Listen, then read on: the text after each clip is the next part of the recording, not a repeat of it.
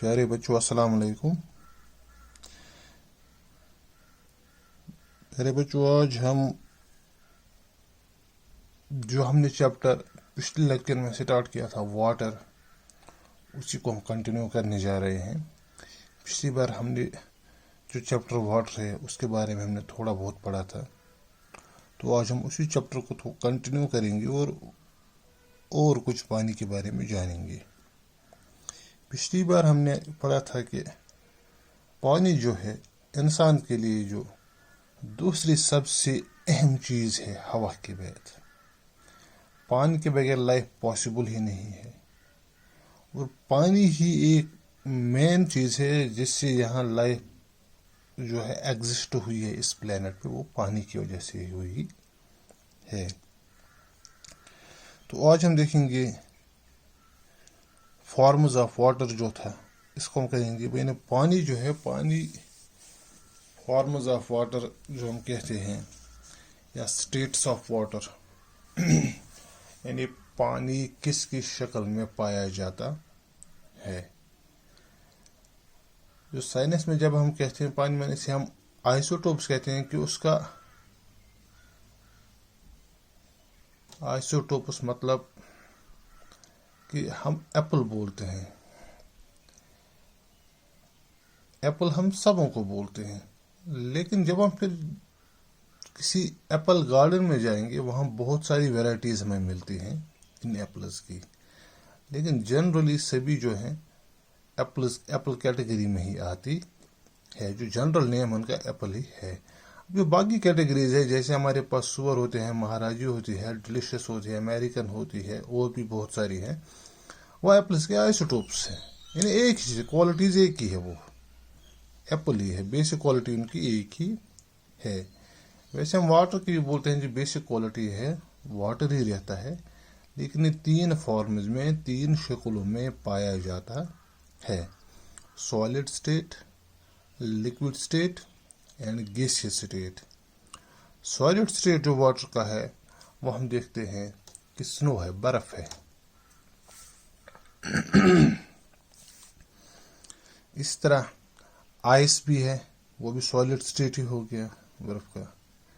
Glaciers होते हैं, हम देखते हैं ऊपर ऊपर पहाड़ों पे जहाँ धूप नहीं पड़ती है वहाँ ग्लेशियर्स बनते हैं। तो ये सभी पानी की सॉलिड स्टेट्स हैं। और जो लिक्विड स्टेट जो पानी का है वो भी सॉलिड स्टेट में कन्वर्ट हो जाता है अगर उसका टेम्परेचर 0 डिग्री चला जाएगा। मिसाल के तौर पर, अगर हमारे पास पानी जो है लिक्विड स्टेट में मौजूद है और जो रूम टेम्परेचर है वो 0 डिग्री तक पहुंच जाएगा, यानी 0 डिग्री नीचे तक पहुंच जाएगा, तो जो ये लिक्विड वाटर है ये सॉलिड में कन्वर्ट हो जाता है, यानी इसको आइस बनता है। इसी तरह नंबर 2 पे हमें लिक्विड स्टेट है। लिक्विड स्टेट वो पानी की वो एक शक्ल है जिसे हम डेली यूज़ करते हैं, पीने के लिए, नहाने के लिए, कपड़े धोने के लिए, खाना पकाने के लिए। लिक्विड पानी जो है लिक्विड स्टेट में ही इस्तेमाल होता है। सॉलिड स्टेट को भी हम, अगर पानी की अगर आप देखोगे, जो विंटर्स में कभी हमारे पास पानी अवेलेबल नहीं होता है, तो जो उस वक्त स्नो होती है, बर्फ़ होती है, उसे हम मेल्ट करके लिक्विड स्टेट में कन्वर्ट करते हैं। मेरे कहने का मतलब है कि अगर हमारे पास विंटर्स में कभी पानी अवेलेबल नहीं होगा, जो सॉलिड स्टेट है इसी पानी की, तो उसे हम कन्वर्ट कर सकते हैं लिक्विड स्टेट में। और ये ऑटोमेटिक भी होती है, जो प्रोसेस समर्स में होती है कि जो पहाड़ों पे बर्फ़ होती है, जैसे टेम्परेचर 0 से ऊपर चला जाता है, या 0 ही अगर हो जाएगा टेम्परेचर, तो बर्फ़ जो है ये पिघलना शुरू हो जाती है, लिक्विड स्टेट में कन्वर्ट हो जाती है। नंबर 3 है गैसियस स्टेट का। गैसियस स्टेट जो है पानी का, ये है जब भी पानी को हम हीट अप करेंगे, जब भी कहीं पे पानी जो है वो हीट अप हो जाएगा, वो कन्वर्ट हो एवापोरेट हो जाता है, यानी गैसियस स्टेट में तब्दील हो जाता है। अगर आमतौर पर देखोगे जब हम कपड़े सुखाते हैं, बारिश गिरती है, अगर उसके बाद फिर से धूप निकलती है तो एवापोरेशन जल्दी शुरू हो जाती है। खासकर रोड्स पे हम देखते हैं, जो रोड धूप समर्स में अगर हम रोड देखेंगे वो बहुत गर्म हो गए होते हैं। जैसे ही बारिश पड़ती है, बारिश जब रुक जाएगी तो उसके बाद हम देखते हैं कि वो पानी जो है वो एवेपोरेट हो जाता है। समंदर का जो पानी है, शायद बहुत सारे लड़कों के जहन में ये सवाल भी आता होगा, इस समंदर में कंटिन्यूसली पानी चला जाता है, लेकिन आखिर जाता कहाँ है ये पानी? नहीं में हाँ, अगर हम हमने बाल्टीन रखा है किसी टैप के नीचे, हम उसमें पानी भरने जा रहे हैं, तो एक टाइम तो ऐसा पहुंचेगा जब ये बाल्टीन पूरा भर के आएगा, वो इसमें से पानी गिरना शुरू हो जाता है। या समंदरों के साथ भी ऐसा होता है, क्या वो कभी फुल नहीं हो जाएंगे? उनमें जितना भी पानी चला जाता है वो आखिर जाता कहाँ है? कंटिन्यूसली उनमें पानी जाता रहता है। तो यही प्रोसेस है, एक निज़ाम है, नेचुरल है, प्रिंसिपल है ये, जो पानी जो समंदरों का है ये एवापोरेट हो जाता है। इसी एवापोरेशन की वजह से यानी पानी जो है, जिसे हम वाटर साइकिल भी कहते हैं वाटर साइकिल भी कहते हैं, वो इसमें हमें हमारी बहुत ही अहम मदद करता है कि वाटर साइकिल के ज़रिए से ये इन तीनों चीज़ों का बैलेंस हमारे निज़ाम में रह पाता है। तो वाटर साइकिल इस लिहाज से आम है। वाटर साइकिल आगे आ जाएगा हम इस पर, तो वो भी हम डिस्कस करेंगे। जो चाहे समंदर हो, चाहे हमारी ज़मीन हो, चाहे कपड़े हो, को सुखाने के लिए, जब कपड़ों को सुखाने के लिए जब हम रखते हैं, उनमें भी पानी एवापोरेट हो जाता है, गैसियस स्टेट में चला जाता है। गैसियस स्टेट का पानी भी जैसे ऊपर ये एटमॉस्फेयर के साथ ये वाटर वेपर्स मिक्स हो जाते हैं, तो कभी ये लिक्विड स्टेट की शक्ल इख्तियार करते हैं और कभी सॉलिड स्टेट की शक्ल इख्तियार करते हैं। मिसाल के तौर पर, अगर हमारे पास जो पानी एवापोरेट हो जाता है, जब ऊपर पहुंचते हैं, तो मैंने आपसे पहले भी कहा है, the higher we go the cooler it is. जितना हम ऊपर चले जाएंगे उतनी सर्दी बढ़ती जाती है। ये नेचुरल फिनोमेना है, क्योंकि सूरज की गर्मी जो है वो डायरेक्टली किसी चीज़ के अंदर एब्जॉर्ब नहीं होती है, यानी एटमॉस्फेयर को गर्म नहीं करती है। वो किरणें सबसे पहले ज़मीन पे पड़ती है।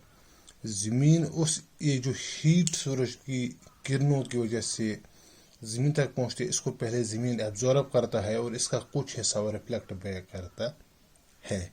इसे रिफ्लेक्ट बैक जो हिस्सा हम करते हैं, उसी की वजह से हमें गर्मी महसूस होती है। डायरेक्टली हमें सूरज की गर्मी महसूस नहीं होती है।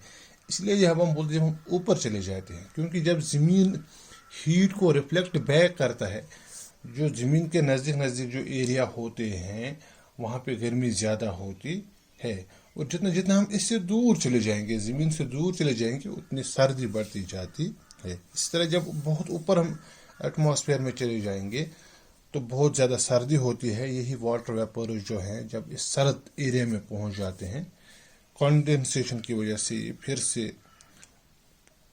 लिक्विड स्टेट में चले जाते हैं।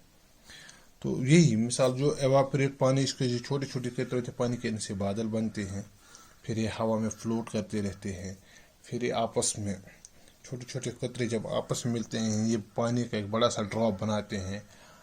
अब ये इसका मास जो है वो बढ़ जाता है, अब ये खुद को होल्ड नहीं कर पाता है, रिटेन नहीं कर पाता है इस हवा में, और धीरे धीरे ग्रेविटी की वजह से नीचे आ जाता है। क्योंकि ज़मीन जो है ना, हर किसी चीज़ को अपनी तरफ खींचता है। जिसका अगर मास ज़्यादा होगा वो तो बहुत ही जल्द नीचे गिर जाते हैं। इसी तरह पानी सम विंटर्स में भी हम देखते हैं कि यही जो पानी एवापोरेट हुआ होता है, ये कंडेंस होकर इसे बर्फ़ बनती है। लेकिन समर्स में भी ये प्रोसेस होती है, जिसे हम हेल्स कहते हैं, चाराबारी हम जिसे हम कहते हैं। तो वो कैसे होता है? तेज़ हवाओं के, यानी जब बादल बनते हैं, वो पानी के कतरे होते, छोटे छोटे कतरे होते हैं। जब तेज़ हवाएं चलती हैं, वो बहुत हमारा एटमॉस्फेयर उस वक्त بہت ہی سرد ہو جاتا ہے تو یہ کنورٹ ہو جاتا ہے ایک سالڈ برف کی شکل اختیار کرتا ہے یہ پانی کے قطرے.